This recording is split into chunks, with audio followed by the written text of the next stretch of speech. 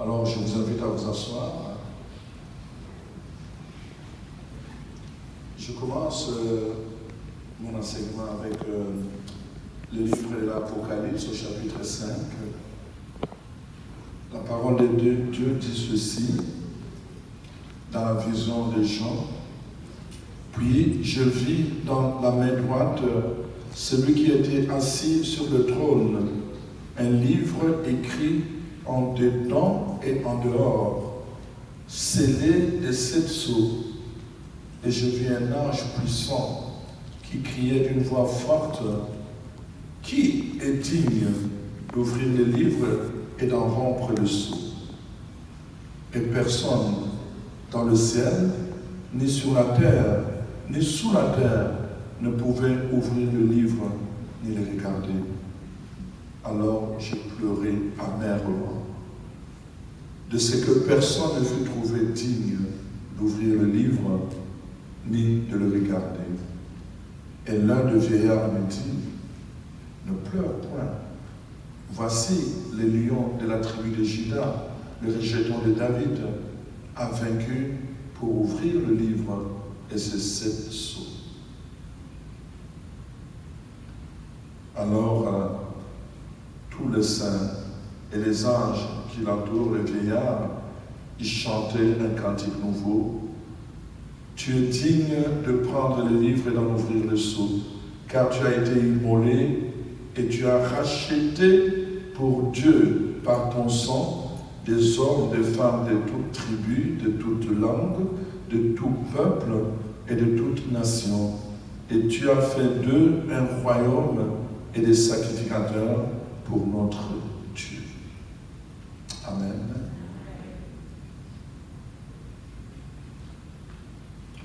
Voici, chers frères et sœurs, peut-être dans votre vie, vous avez déjà eu cette impression que vous n'êtes pas capable d'ouvrir le livre de votre vie, parce que ça a été scellé. Ça a été scellé. Si vous ne pouvez pas ouvrir le livre de votre vie, cela veut dire que c'est quelqu'un d'autre qui l'a scellé. Ce n'est pas vous-même. Et la parole de Dieu dit cela. Ce livre contenait des écrits. On pouvait lire au-dessus, c'est-à-dire en dehors, mais il y avait aussi des écrits à l'intérieur. Mais seulement les gens pouvaient lire juste ce qui est écrit en dehors. Vous prenez votre Bible, en dehors c'est écrit la Sainte Bible. Mais au-dedans, il y a des messages de bénédiction, des messages de libération, des messages de salut qui sont contenus à l'intérieur. Donc, si tu lis simplement, tu prends la Bible qu'on t'a remis, et parce que c'est scellé et que tu lis dessus, tu verras simplement la Sainte Bible et tu ne comprendras pas la Sainte Bible, à quoi ça peut t'amener, à quoi ça t'avance de savoir juste lire en dessus, en dehors, que c'est la Sainte Bible. Ce qui peut t'avancer, c'est l'intérieur, ce qui est écrit à l'intérieur.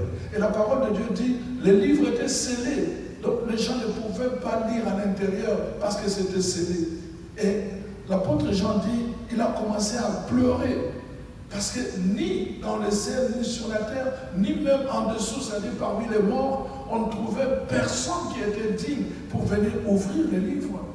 Il pleurait parce que plusieurs personnes allaient être condamnées tant qu'ils n'avaient pas la connaissance du contenu de ces livres. C'était la condamnation d'une multitude. Si le livre n'est pas ouvert, une multitude de gens, de génération en génération, est condamnée.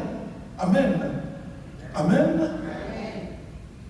Imaginez qu'on vous a laissé un testament et que dans ce testament, vous savez bien qu'il y a beaucoup de grandes choses que vos parents avaient.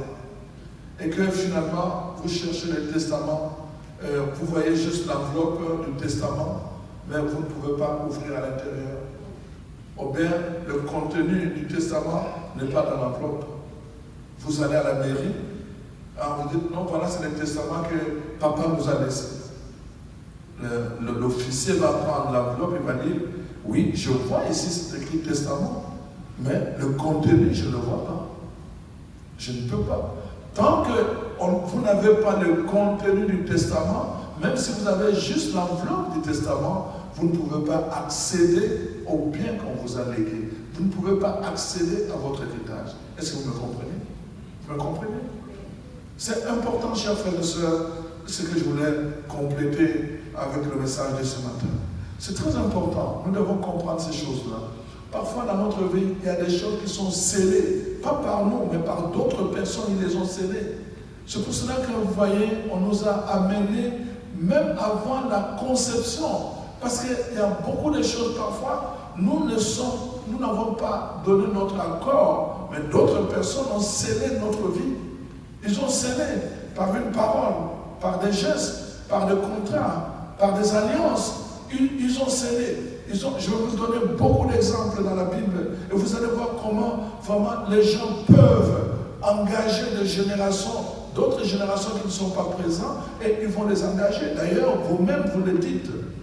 Rappelez-vous, je vais donner juste un exemple frappant parce que ça vous connaissez. Pendant la période de la Passion, j'espère que chez vous, vous faites la même chose. Il y a un animateur qui lit le passage général et puis il y a la foule qui répond. Est-ce que vous faites ça aussi? Alors, la foule répond. Alors, je suis sûr que vous avez déjà répondu à ce passage-là. Et alors, donc, on présente maintenant Jésus et Pilate vient et dit, voilà, moi je ne vois rien pour condamner cet homme. Je ne veux pas que son sang tombe sur moi. Qu'est-ce que le peuple répond? Vous vous rappelez?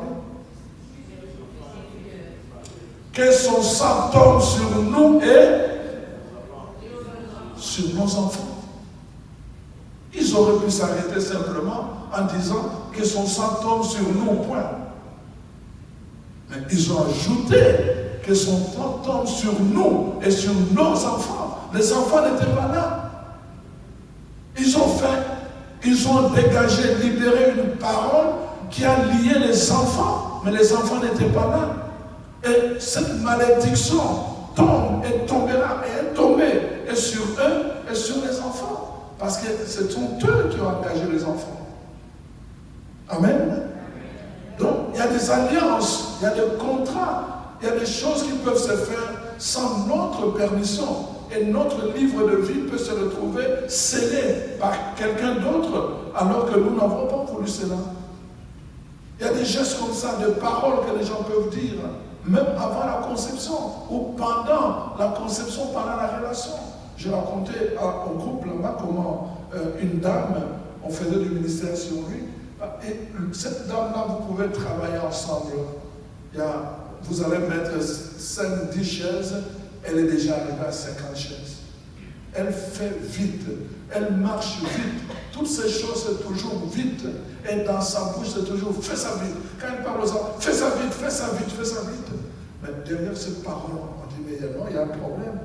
Quand on a fait le discernement, cette parole est ressortie. Parce que nous, on ne savait même pas qu'elle disait ça. Cette parole est ressortie, fais ça vite. On lui a demandé, est-ce que ça te dit quelque chose? Elle dit, oui, c'est vrai. Toute ma vie, c'est comme ça. Fais ça vite, fais ça vite. Je ne comprends pas pourquoi. Là, on a remonté pour savoir plus. Et finalement, c'est sa mère qui a donné la révélation. Sa mère nous dit, en pleurant, et en demandant pardon à sa fille, il dit, voilà, c'est de ma faute. En fait, c'est de ma faute. C'est qu'au Canada, à l'époque, il y avait des anglophones qui étaient riches et qui avaient des terrains, et il y avait des francophones qui étaient pauvres, et ils venaient travailler pour les anglophones. Et ils allaient travailler pendant 6 mois à couper le bois. Pendant 6 mois, ils étaient vraiment éloignés de leur famille. Et ils revenaient après, pendant l'hiver, ils pouvaient rester avec leur famille. Aussitôt après, ils devaient repartir. Et alors, le jour du départ, voilà que l'homme dit à sa femme, moi je voulais avoir des rapports avec toi. La femme dit, non, moi je ne suis pas disponible. Non, il dit, non, mais tu regardes, moi je vais faire 6 mois. La femme ne voulait pas, l'homme voulait forcer. La femme a cédé. Ils sont allés, alors donc, pendant ce temps-là, elle dit à son mari, fais ça vite que je me libère. Fais ça vite. Juste une parole, pendant un moment crucial.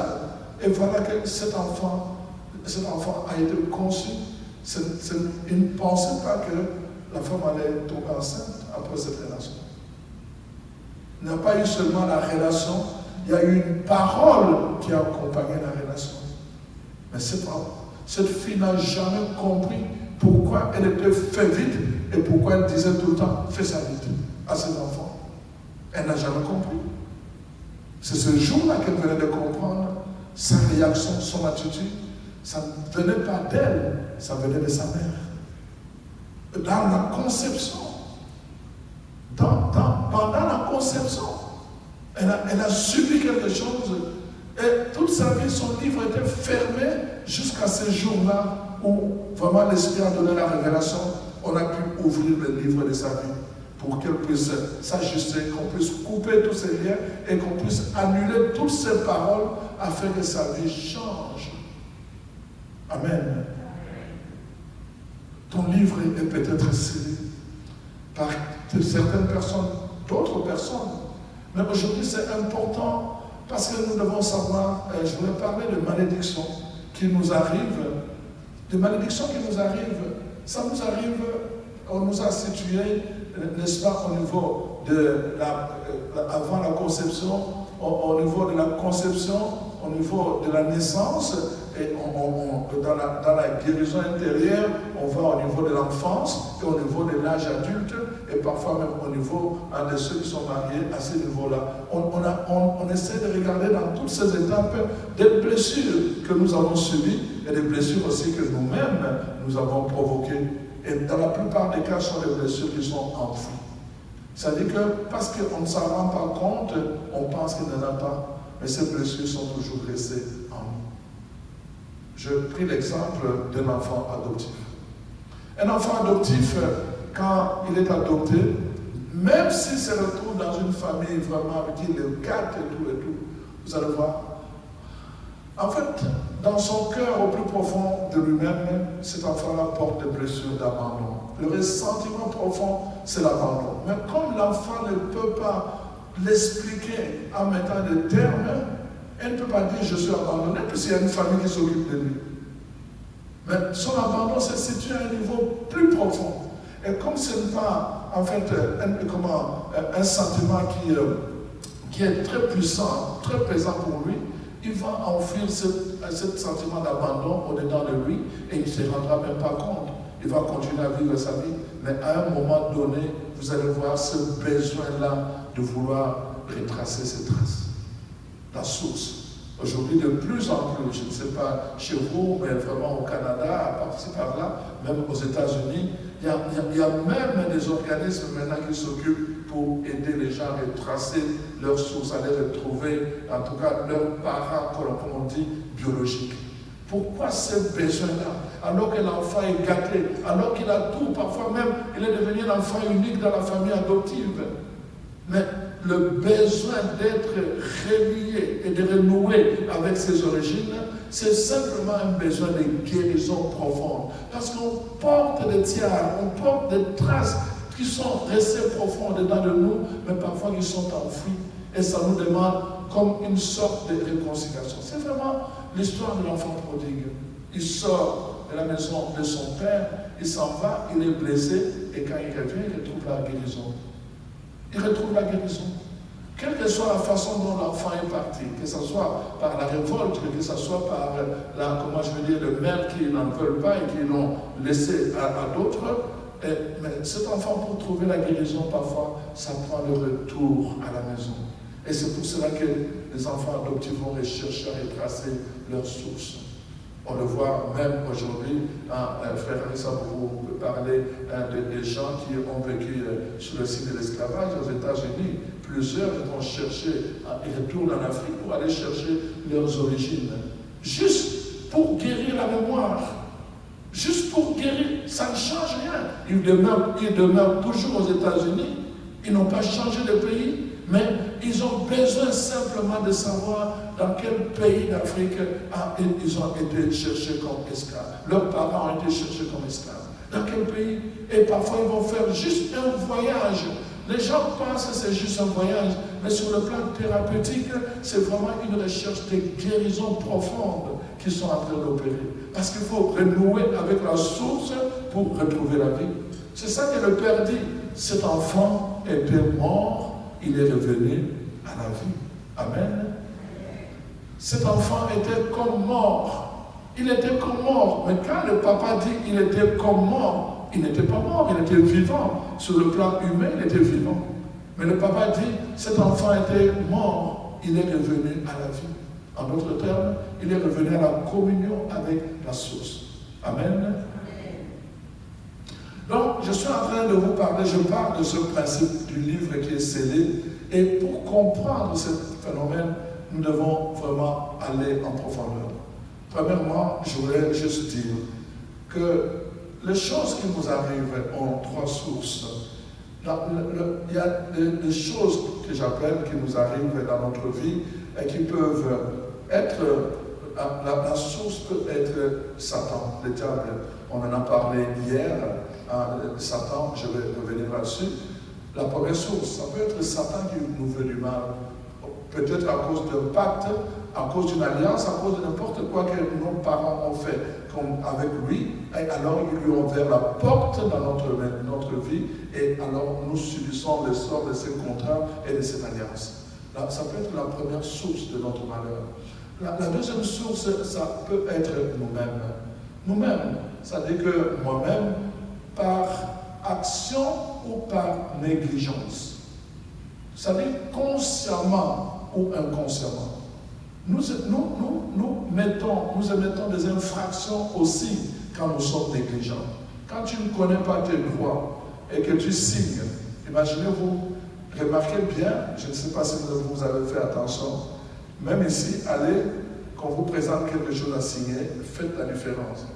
Vous allez voir partout, ou dans votre billet d'avion, n'importe quoi, regardez bien, les choses qui ne sont pas très importantes sont écrites en grand, et les choses qui sont très importantes, c'est-à-dire ces choses-là, si la société sait que s'il a failli, vous pouvez le poursuivre. Et si vous le poursuivez légalement, il aura tort. Ces choses-là, il va les mettre en tout petit. Tu mets, même avec tes lunettes, tu essaies de lever, de faire ça, tu n'arrives pas à lire, et après, bon, tu signes pareil. C'est fait exprès. Satan, c'est la même chose. Les choses les plus dangereuses, il va les faire de façon surnoise. Mais quand tu ne prends pas le temps de connaître, le temps de lire, quand tu ne prends pas le temps de connaître tes droits, alors il va s'en servir. Ton ignorance pourra devenir une porte ouverte pour l'ennemi. Et tu seras toi-même, à cause de ton ignorance, responsable d'un malheur qui peut frapper à ta porte. Amen. Là, et là, quand je parle de nous, je parle aussi concernant, c'est l'attitude de rébellion. L'attitude de rébellion. Je vous donne, parce que chaque fois, Dieu, je vous ai dit, j'ai déjà dit ça, Dieu nous donne toujours des signes avant que les choses arrivent. Jamais quelque chose va nous arriver comme ça. Dieu va nous envoyer d'abord des signes. Même quand il y a un danger, il va nous envoyer des signes. Nous faisons attention à ces signes, alors nous pouvons donner une orientation autre à ces dangers. Nous ne faisons pas attention à ces signes, ces dangers vont nous frapper. Amen. Je vous donne un exemple dans la Bible. Je vais chercher dans les livres de Genèse, tout au commencement.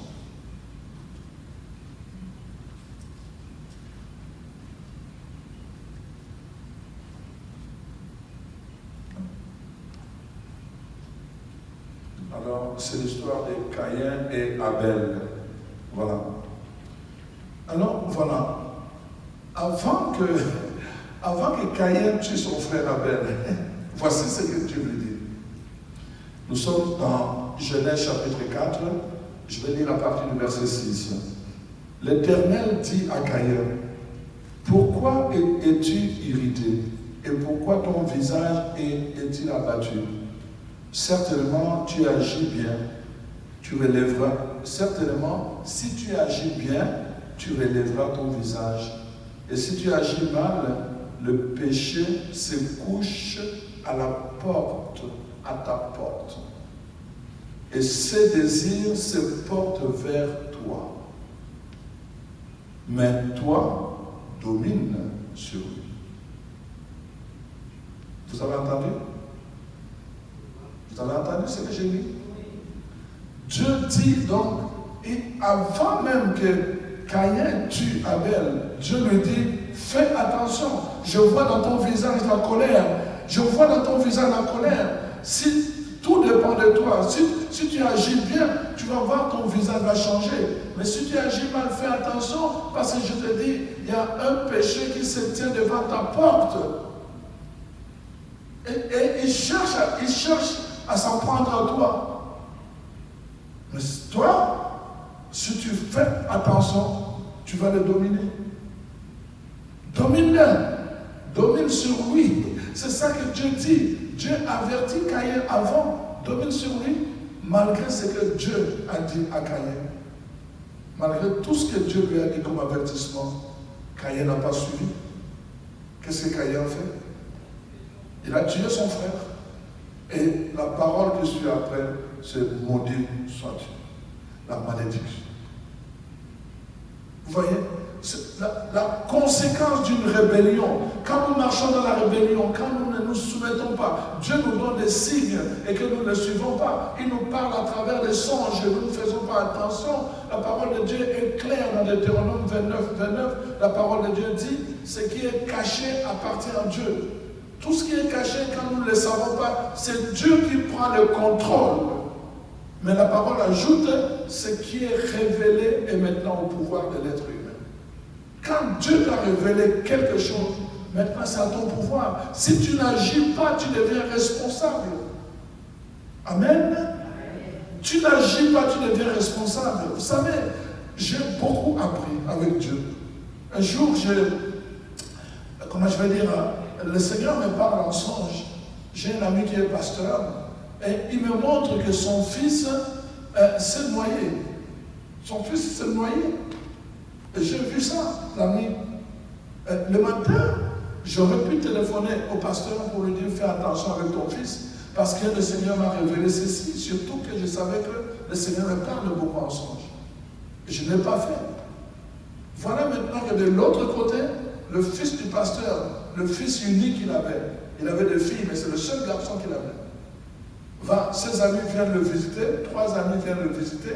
À la fin de leur visite, il dit, papa, nous voulons aller nager à la piscine, comment on appelle ça, la piscine communale. Mais à la piscine communale, il y a toujours un gardien, un surveillant. Donc il n'y a pas de problème. Le papa, quand il a entendu cela, il s'est dit, comme c'est à la piscine où il y a une surveillance, je vais donner la permission. Mais il savait que son fils ne savait pas nager. Il a donné la permission parce qu'il savait qu'il y avait une surveillance. Ces enfants vont à la piscine communale, la piscine était fermée. Et ils ont pris la décision d'aller au niveau de la rivière Outaouais. Mais c'est une rivière qui coule. Il y a des courants par-ci, par-là. Ils sont allés à un endroit qui était élevé. Alors ils plongeaient. Alors les garçons, comme ils ne savaient pas nager, il est resté lui. Et ses amis lui disaient, ah, mais viens, essaye, écoute, tu es capable, viens. Et puis tout ça. Alors lui, il voulait prouver que lui aussi était capable. Il voulait simplement prouver. Il s'est jeté, il est tombé. Vous savez, quand vous jetez avec une certaine hauteur, quand vous tombez d'abord dans la profondeur. Après, vous remontez.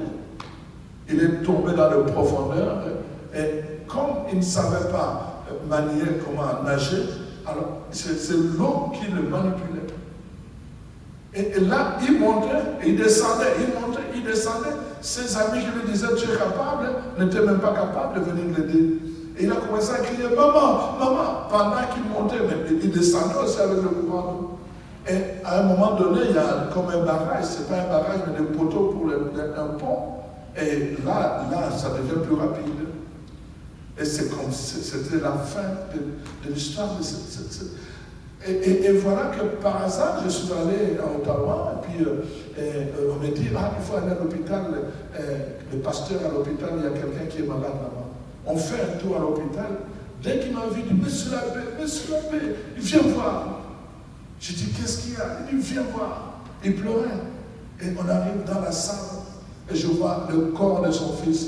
On venait de le repêcher de la rivière. L'eau en train de couler encore des oreilles, des nez, et l'eau était en train de couler encore. Et vous pouvez vous imaginer comment je souffrais au-dedans de moi-même.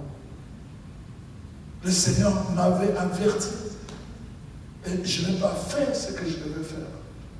J'étais négligent. Il y a des choses quand Dieu t'avertit, ça devient maintenant ton pouvoir à toi. C'est toi qui dois prendre la décision. C'est toi qui dois prendre la décision. Soit tu prends le contrôle, soit tu dis, bon, je laisse faire les choses et les choses vont prendre le contrôle sur toi. Dieu avertit toujours. Il avertit toujours. C'est important que nous entrions dans cette dynamique de Dieu. Alors donc, il y a cet élément de malheur ou de souffrance qui nous arrive à cause de notre rébellion. Mais il y a aussi parfois des souffrances que Dieu permet, qui permet parce que nous sommes têtus. Je donne juste un exemple, moi qui vous parle. Le Seigneur m'a visité la première fois, je ne le connaissais pas, j'étais pourtant au séminaire. Je ne connaissais pas, je connaissais un Dieu, comment je vais dire, pour moi c'était un Dieu classique, c'était intellectuel, c'était une connaissance intellectuelle au séminaire. Et voilà que la dernière année, j'étais souvent malade au séminaire. La dernière année, mon directeur spirituel me dit, écoute, on ne va pas te garder, on a décidé qu'on va te renvoyer. Donc tu es renvoyé, je voulais que tu le saches et que tu te prépares en conséquence.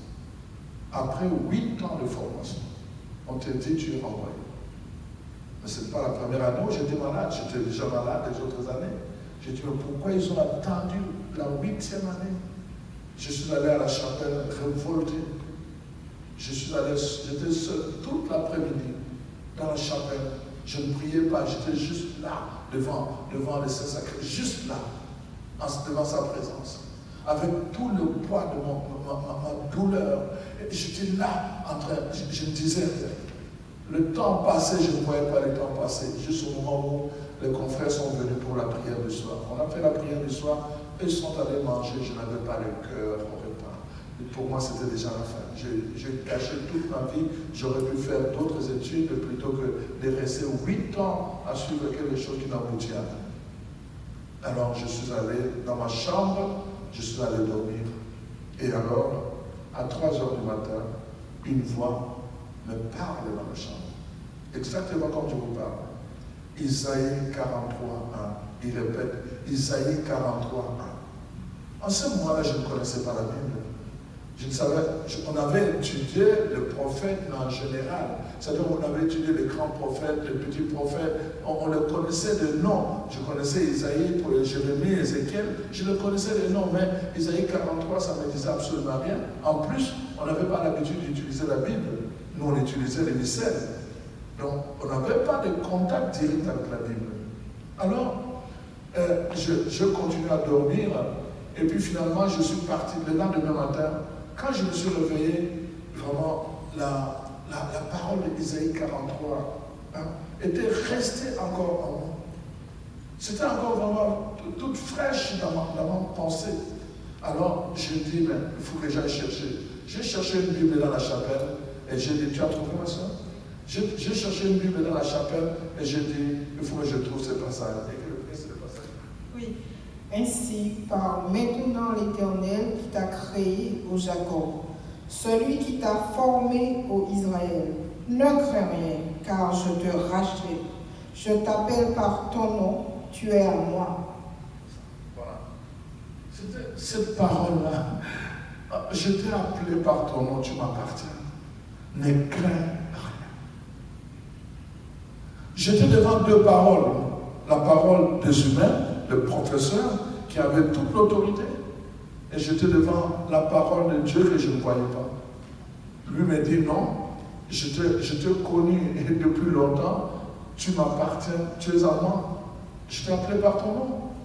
Et ne crains pas. Et le professeur me dit, non, tu es renvoyé. J'avais un choix à faire. Sans beaucoup réfléchir, j'ai fait le choix de la parole de Dieu. J'ai choisi de ne plus craindre. Et je vous assure, je ne sais pas si vous connaissez le mot onction. Une onction de paix a coulé sur moi jusque dans mon cœur. Moi qui étais triste, du coup, vraiment, c'est drôle de le dire. C'est comme si vous entrez dans une salle qui est sombre et puis vous allumez, du coup, la lumière apparaît. Et c'est comme ça que j'ai vécu. J'étais dans la tristesse, du coup, j'ai retrouvé la joie. Même mes amis s'étonnaient de voir comment j'ai commencé à chanter pendant la messe. J'ai chanté. À la fin de la messe, il dit, mais qu'est-ce qui te prend? J'ai dit, non, on ne va plus le renvoyer. Il dit, ah, ils ont dit ça? J'ai dit, non, pas eux.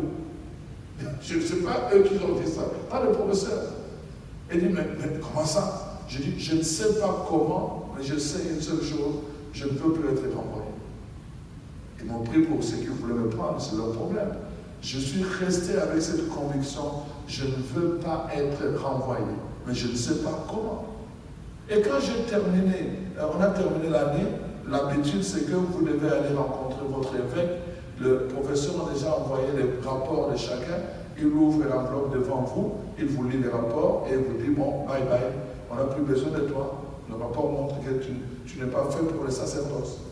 Et j'arrive, j'étais le premier, j'arrive, l'évêque m'accueille, et là il ouvre mon enveloppe, et finalement il dit, comment, tu es renvoyé? Je dis, oui, sûrement à cause de ma maladie. Et dit, c'est quoi? Je dis, je n'arrive pas à supporter le moustique. Dès que le moustique me pique, j'ai la malaria, le paludisme. Elle dit, oh. Il me dit, approche. Je me suis approché, je dis, mets-toi à genoux. Je dis, qu'est-ce que j'ai encore fait? Je me suis mis à genoux, l'évêque est venu, il a pris ses deux mains, il a posé sur ma tête, il a commencé à prier. Je ne sais pas s'il était conscient de ce qu'il faisait. Vraiment, je vous le dis parce que vous devez comprendre, c'est l'acte de l'ordination. C'est comme ça qu'on ordonne un prêtre. L'évêque pose ses deux mains sur sa tête, il prie, après il lâche le main, tu ordonnes le prêtre. Il l'a fait avant mon ordination. Il a mis ses deux mains sur ma tête, à genoux, il a commencé à prier et il m'a dit, bon, va-t'en en vacances, reviens, je vais te ordonner. Et la parole de Dieu a eu raison de la parole des humains, même si c'était des autorités. Amen.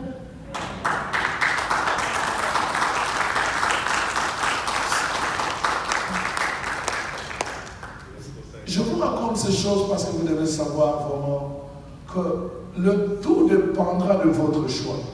Vous serez toujours devant ce choix-là. Il y a l'ennemi qui va vous chuchoter des choses.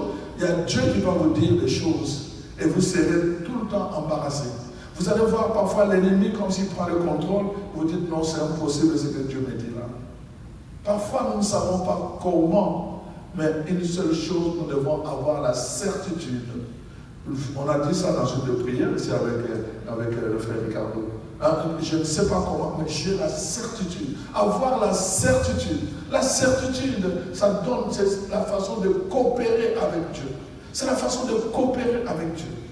Alors donc, il y a des choses comme ça que Dieu va permettre. Alors je vous disais que c'était la première visitation que Dieu a faite dans ma vie. Malgré cela, vous savez, quand j'ai été ordonné, j'ai oublié. J'ai oublié que c'est grâce à Dieu que j'ai été ordonné. J'ai oublié, j'ai commencé à être comme un prêtre fonctionnaire. Un prêtre qui vient juste au bureau, comme tout le monde, va au bureau, et tout le reste, je fais ce que je dois faire. Aucune vie de prière, rien de tout, rien. C'est-à-dire que juste quand j'étais à l'église, j'étais prêtre. Quand j'étais au bureau, j'étais prêtre. L'heure de bureau terminée, c'était fini. Aucune vie de prière. J'ai oublié où Dieu est venu me prendre. On est comme ça. Alors il dit, tu n'as pas compris. Première année comme ça. Et en plus, j'avais un jeune curé, oh mon Dieu, qui est un fêtard. Vous comprenez le mot? S'il n'y a pas d'occasion, mais quand est-ce que tu as été baptisé? Parce qu'il faut qu'on organise une fête. Quand est-ce que tu as été baptisé? Des fêtes inutiles. Je n'en avais pas besoin, mais j'étais son vicaire. Il organisait, si ce n'était pas chez nous, on devait trouver un ami qui fêtait quelque chose pour organiser les fêtes. Première année, deuxième année, il dit non, tu n'as pas compris. Alors cette fois-là, il dit non, Ça va être fatal pour que tu comprennes. Parce qu'il y a des fois, ça n'est pas une chirurgie, vous savez. Parce que si il nous met dans l'anesthésie, et alors là, nous comprenons que c'est Dieu qui va faire le travail. Parce que nous ne voulons pas copier. Alors, cette fois-là, j'avais comme moyen de déplacement une moto. Et voilà que je devais aller donc faire des visites de succursales, hein, des centres, comment on appelle ça, des ecclésiales, des centres de communauté de base. Alors je voulais aller faire cette visite-là, et je suis allé chercher l'argent des enseignants qui étaient dans ce milieu rural reculé. Alors je voyage comme demain, un ami prêtre, il vient me voir et dit, mon cher, j'ai un message important à aller déposer à telle partie de la ville, ça va prendre juste 10 minutes. Est-ce que tu peux me prêter ta moto? Là, j'ai déjà fait le plein de l'essence, j'ai préparé le voyage, j'ai dit, bon, 10 minutes, écoutez, la charité oblige. Je lui prête ma moto, il s'en va.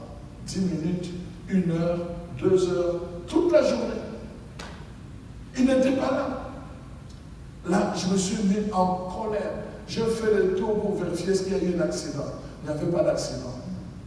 Je me suis mis en colère. Au lieu d'aller dormir, je ne dormais pas, j'attendais toujours.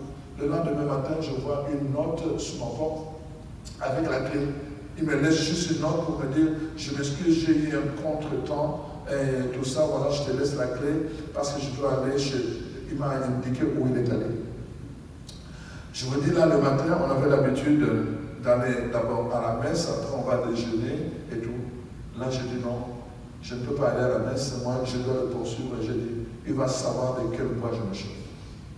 Imaginez, je prends la clé, je viens vérifier, il a utilisé mon carburant sans l'avoir rempli. Alors là, je ne pense plus que je dois mettre le casque pour me protéger. Comme j'étais en colère, tu ne penses plus à ça. Mon seul souci, il devait savoir de quel bois je me chauffais. Là, j'ai pris la moto. Comme j'étais en colère, je pensais que la route n'appartenait qu'à moi seul. C'était la vitesse.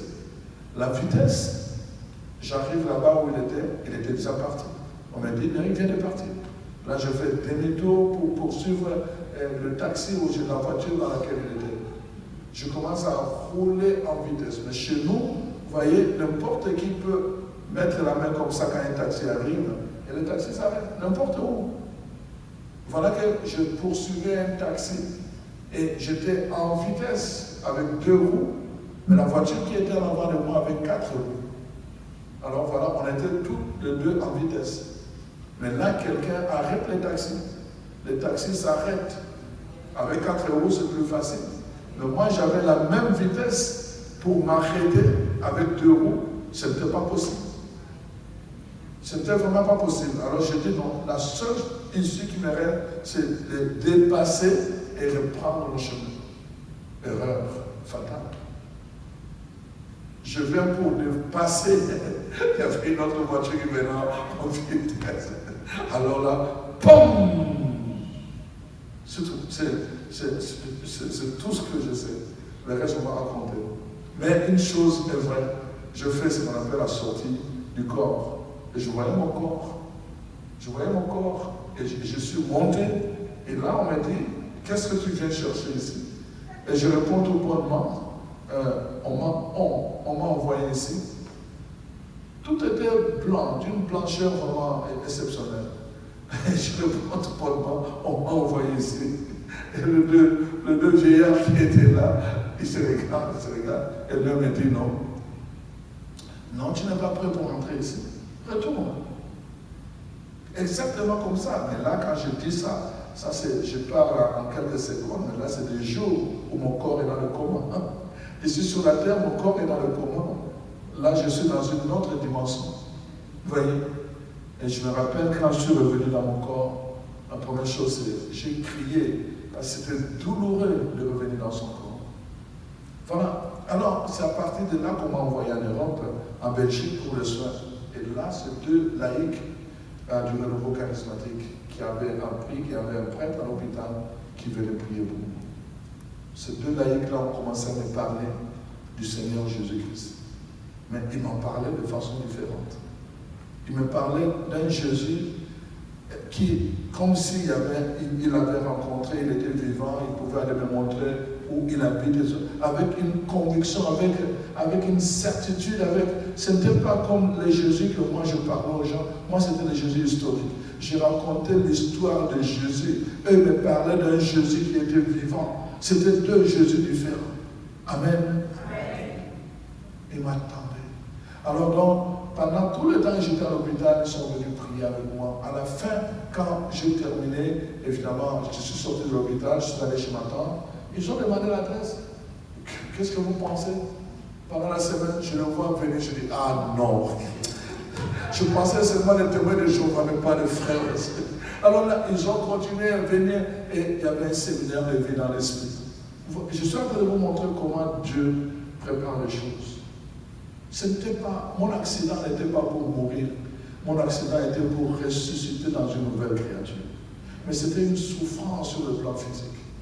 Parce que j'avais longtemps résisté. Parce que j'avais longtemps mis des barrières.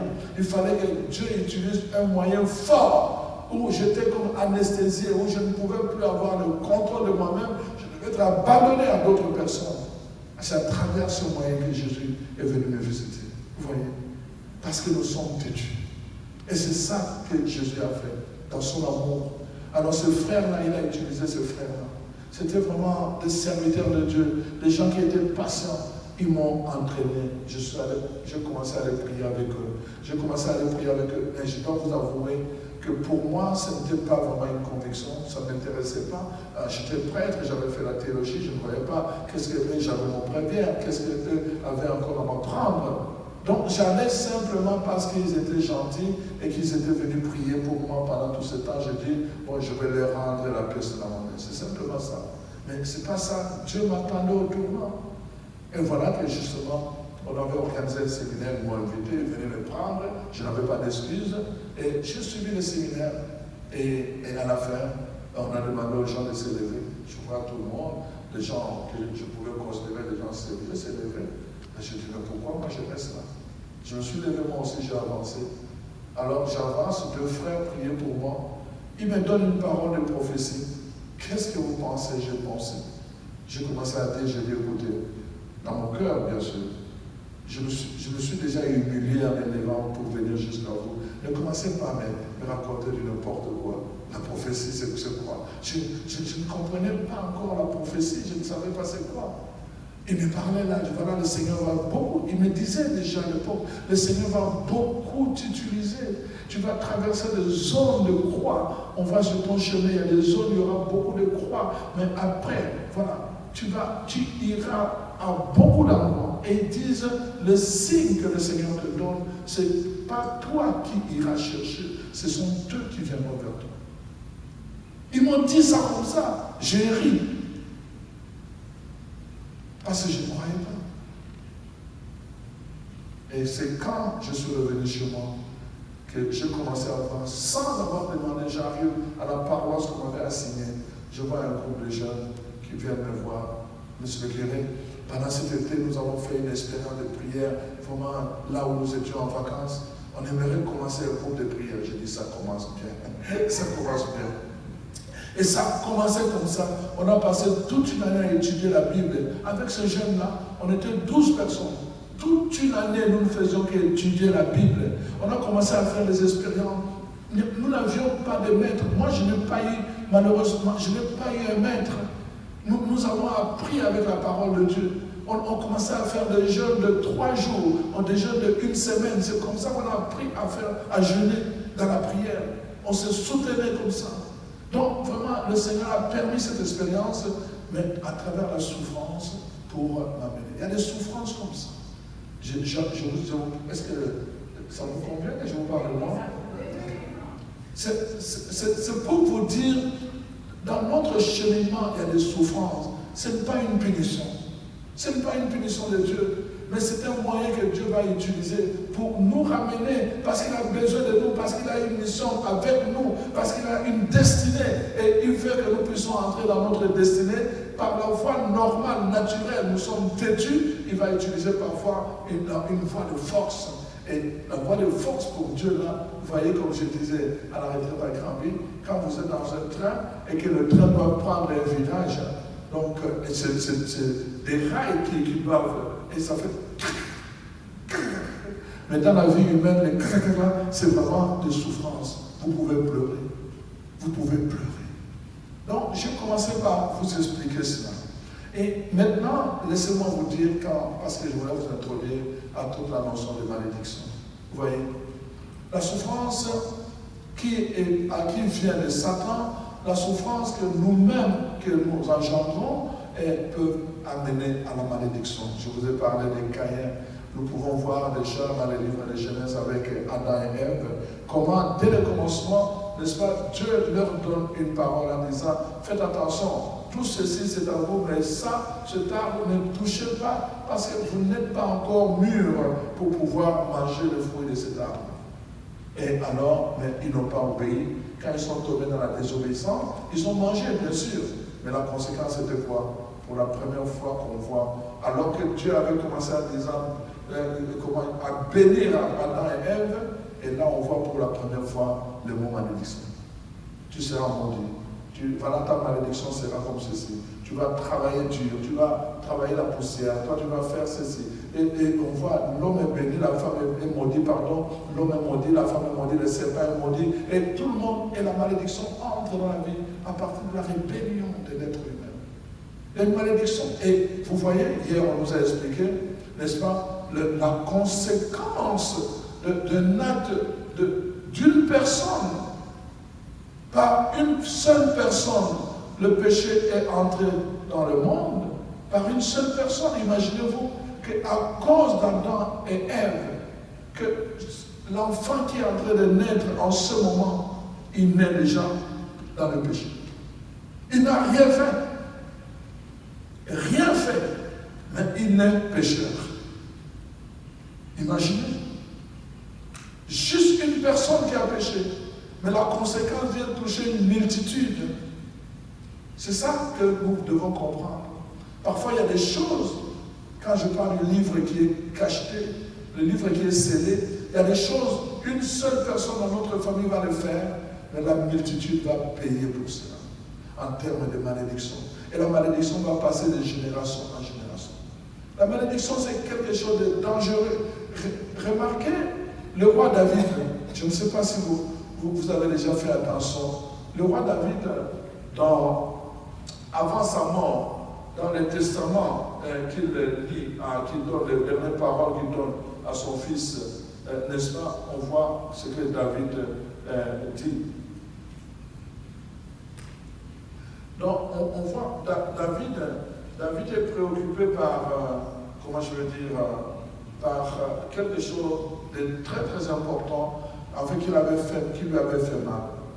Alors qu'il n'était pas encore, comment je veux dire, roi, mais il s'est préparé, il était en train de fuir, n'est-ce pas, le roi Saül, et il est arrivé dans un village où se trouvait un homme qui était grand, qui était un chef, Shimei, et alors on a demandé à tout le monde de le tuer. On a dit, il faut le maudire, il faut vraiment lui jeter des pierres. Alors, ce que David a fait, il dit non, si je le comporte comme un homme normal, ils vont effectivement faire leur plan. Et David a commencé à se comporter comme un fou. Et comme il s'est comporté comme un fou, ils ont dit non, tout ce qu'il fait là, c'est à cause de sa folie. Et on l'a laissé. Mais quand il était en train de sortir et qu'il est passé devant Shimei, Shimei a commencé à le maudire et à le maudire et à le maudire. Imaginez, ça c'est avant que David prenne le trône. Et David a pris le trône, il a régné pendant tout ce temps, mais avant de mourir, regardez ce que David va dire à propos de cela. Nous sommes dans 1 Roi chapitre 1, verset 7, je vais prendre.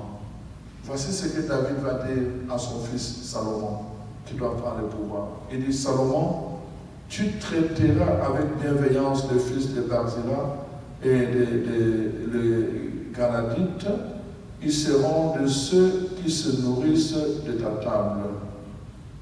Voici, verset 8, tu as près de toi Shimei, fils de Guéra, benjamite. Il a prononcé contre moi des malédictions violentes le jour où j'allais à Manaïm.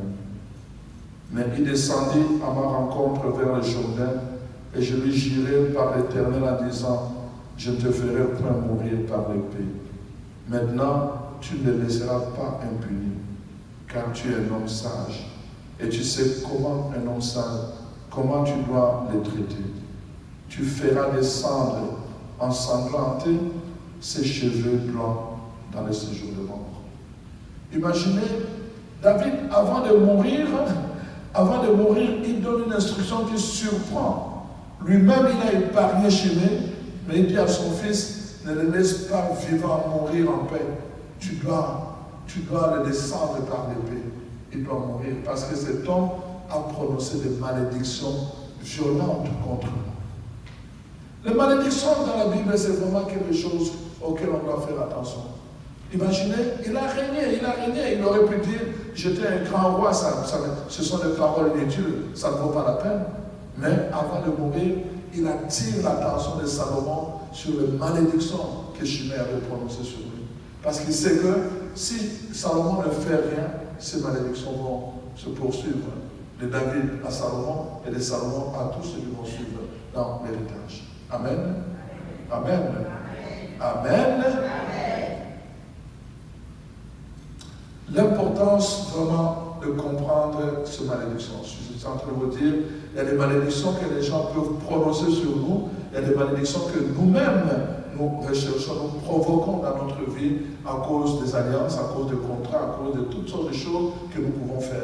Et c'est très important de faire attention à toutes ces malédictions-là. Parce que quand nous sommes maudits comme ça, parce que nous sommes en rébellion avec Dieu, il y a des répercussions sur nous et sur nos descendants. Il y a des répercussions. Voilà pourquoi nous devons vraiment faire attention. Faites attention à la malédiction. Abraham, donc on voit une autre sorte de malédiction, c'est que après, voilà, quand Dieu a béni Noé et qu'il a protégé pendant les déluges, on voit que Noé, n'est-ce pas, après, pour fêter, il a été faire des sacrifices et il a pris de blé fermenté et il a bu, mais il en a bu trop, c'était alcoolisé. Et alors, il est devenu comme ça. Et il s'est allongé, et en s'allongeant, la vie a quitté son corps, il était nu. Voilà que justement, Cham est allé voir son père, et il est allé voir, et il sort de là en riant, et dit, allez voir papa, il est tout nu, Et les autres frères sont venus, quand ils ont vu leur père, ils sont entrés en reculant, et là, ils ont couvert leur père. Ils l'ont couvert parce que ils savaient que c'était le voir nu, c'était une source de malédiction.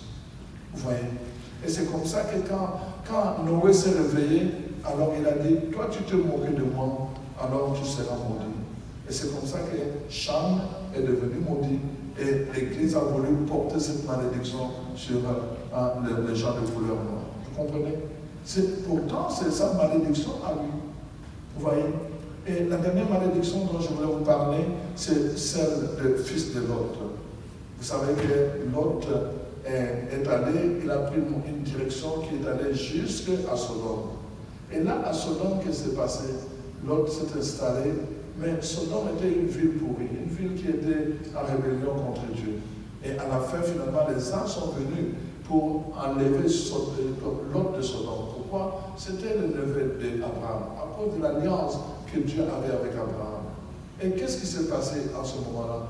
Lot a commencé à tergiverser. Les gens ont dit, écoute, prends ta famille et tous ceux qui te sont chers, alors on va te libérer. Lot ne comprenait pas, à un moment donné, qu'est-ce que les anges ont fait? Ils ont tiré Lot et sa famille. Ils disaient, allez, on va.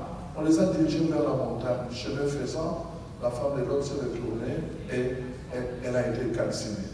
On nous dit, Lot est monté avec ses 2 filles seulement. Et à un moment donné, qu'est-ce qui s'est passé? Ces 2 filles se sont dit, oh, mais nous n'avons plus d'hommes pour avoir une descendance. On n'a que papa. Qu'est-ce que nous allons faire? Nous allons la livrer, nous allons coucher avec, et comme ça, nous aurons une descendance. Alors ils ont couché, ils ont livré leur père, ils ont couché avec le premier jour, Le premier est tombé enceinte. Après, la deuxième fois, la cadette est tombée enceinte et ils ont eu des enfants. Donc, comment je veux dire, Moab et qui?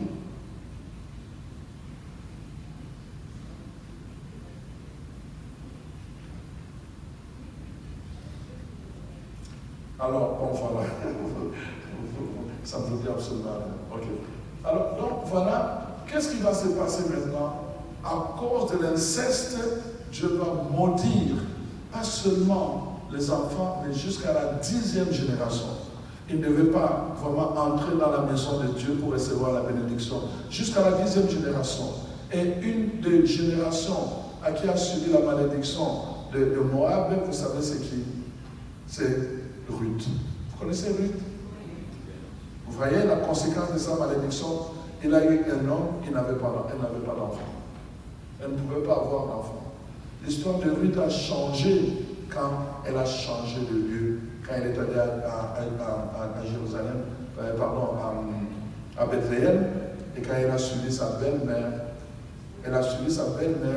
Naomi, et c'est là que son histoire a changé. Mais avant cela, donc Ruth était frappée de malédiction parce qu'elle était la descendance de Moab. Donc, Moab, c'était devenu un clan. Son frère Ammon, les Ammonites, était devenu l'autre clan. Vous voyez? Donc, c'est comme ça. Ils ont été frappés de malédiction pendant 10 générations. Pourquoi? À cause de l'inceste. Je suis en train de vous montrer, juste regarder son père nu, ça a provoqué la malédiction. L'inceste a provoqué la malédiction. La rébellion contre Dieu a provoqué la malédiction. Je suis en train de vous dire, le fait de jeter un sort sur David a provoqué la malédiction. Donc, la malédiction peut venir parce que nous-mêmes nous avons provoqué, mais la malédiction peut venir aussi parce que nous avons offensé les règles de Dieu. La malédiction peut venir aussi parce que quelqu'un nous en veut ou nous jalouse. Est-ce que vous me comprenez?